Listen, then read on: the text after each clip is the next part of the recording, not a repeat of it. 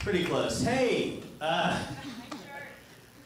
thanks. Yeah, thanks for having me. I'm visiting from Atlanta. I was in LA for a long time and left about a year ago, and I've been doing the online dating on the internets over there. And I've noticed something in dating profiles in Atlanta that I never saw on profiles in LA. All these profiles that start, I'm a hardworking, God-fearing Christian woman.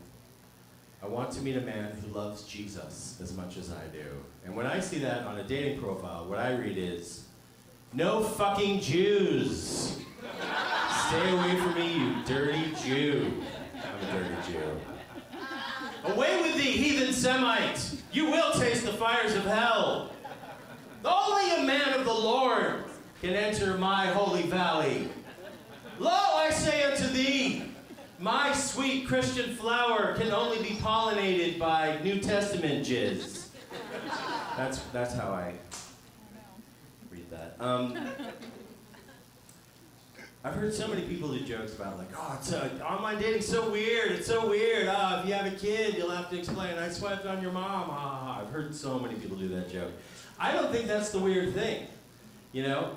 Because more and more of our interactions are online, right? I think it's gonna be weirder in the future to describe meeting in person, right? Like, I think there'll be a lot of conversations in the future that are like, Grandpa, how did you meet Grandma? Well, I had a job at Pizza Hut, and she just came in, and we had a conversation, and just kind of went from there. You met IRL? Wasn't that scary?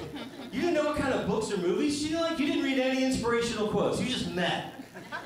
That's how we used to do it, kid.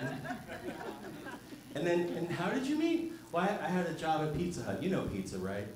Yeah, I know pizza, but Grandpa, what is job? Oh, that's just something we used to have long ago before the world economy collapsed under the weight of capitalism. It was a long time ago, so.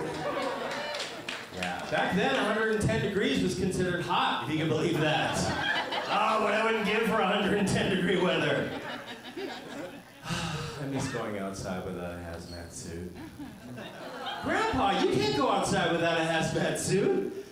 President Gaga says that's very dangerous. Oh no, I voted for President Gaga. You know, our president was the son of a very famous pop singer from when I was a young lad, but I trust the science and I trust President Jeff Gaga.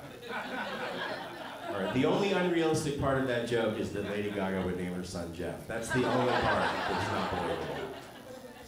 There's a lot of talk about freedom and civil rights these days, and I think it's becoming very clear that vagina owners clearly have fewer rights than gun owners in this country.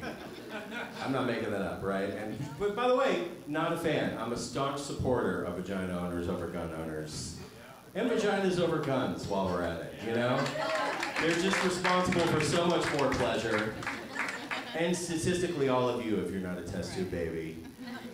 You know. And I'm not saying there aren't dangerous vaginas out there. There are. I think some in this very room, that's been proven.